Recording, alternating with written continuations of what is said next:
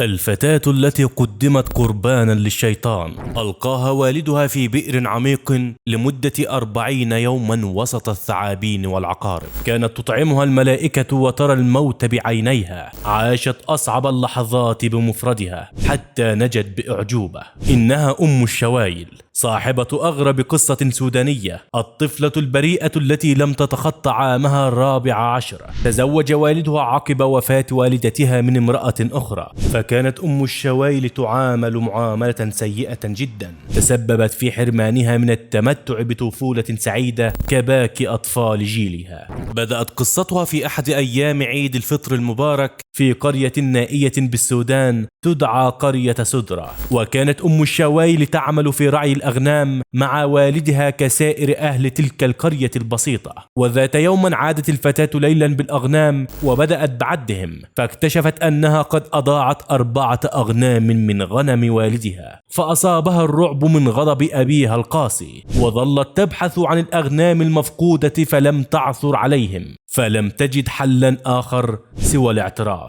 فذهبت إليه وهي تبكي بشدة، وعندها سألها والدها عن السبب فأخبرته، فغضب عليها غضبا شديدا وانهال عليها بالضرب المبرح لنصف ساعة. وبعدها أعطاها خيارين: إما أن يقتلها لتلتحق بأمها المتوفاة، أو أن يرمي بها في بئر خارج القرية. فاختارت الفتاة المسكينة الخيار الثاني، لأنها كانت تخشى الموت كأي طفلة في عمرها. وبالفعل قام والدها منعدم الضمير برميها داخل البئر وهو غير مبال دون رحمة، فلم يتأثر أبدا بتوسلها له ودموعها. فسقطت الفتاة المسكينة في بئر الشياطين المشهور الذي بلغ عمقه 170 مترا، حيث يستخدمه السحرة في تحضير سحرهم وأعمالهم السفلية ورميها في أسفل البئر. فظلت في هذا البئر المهجور المليء بالخفافيش والثعابين والعقارب لمدة تقارب 40 يوما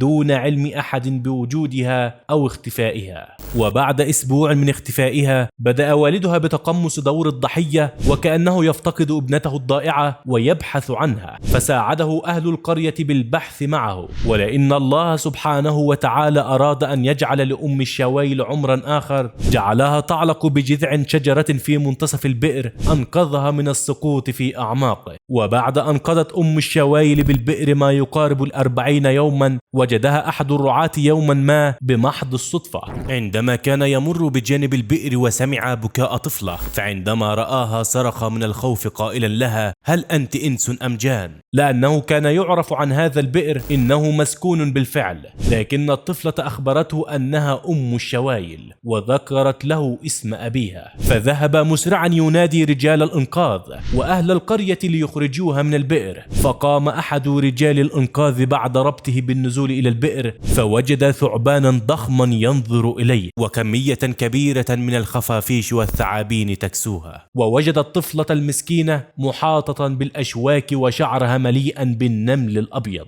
لكنه رغم كل ذلك نجح في إخراجها. لكن حالتها كانت تقشعر لها الأبدان، فأصبحت الطفلة الصغيرة عبارة عن هيكل عظمي وعارية بشكل تام، لأن النمل الأبيض قد أكل ملابسها. ولكن كيف عاشت كل تلك المدة دون مأكل أو مشرب؟ وهنا كانت المعجزة، حيث قالت إنه كل يوم كان يأتي إليها رجل يلبس جلبابا أبيض ويسقيها اللبن بالملح، ولم يتحدث معها على الإطلاق إلا قبل خروجها بيوم واحد، حيث أخبرها أن هذا هو آخر يوم سوف يأتي إليها، لأنها سوف تخرج من البئر. فنجت الطفلة أم الشوايل بأعجوبة شديدة بعد حصولها على العناية اللازمة نتيجة لسوء حالتها الجسدية والنفسية، إلى أن استقرت حالتها في النهاية، حيث قرر مدير المستشفى بالتكفل بها. وبعدما استعادت عافيتها سألت عن والدها، لكنها عندما علمت أنه بالسجن قالت إنها سامحته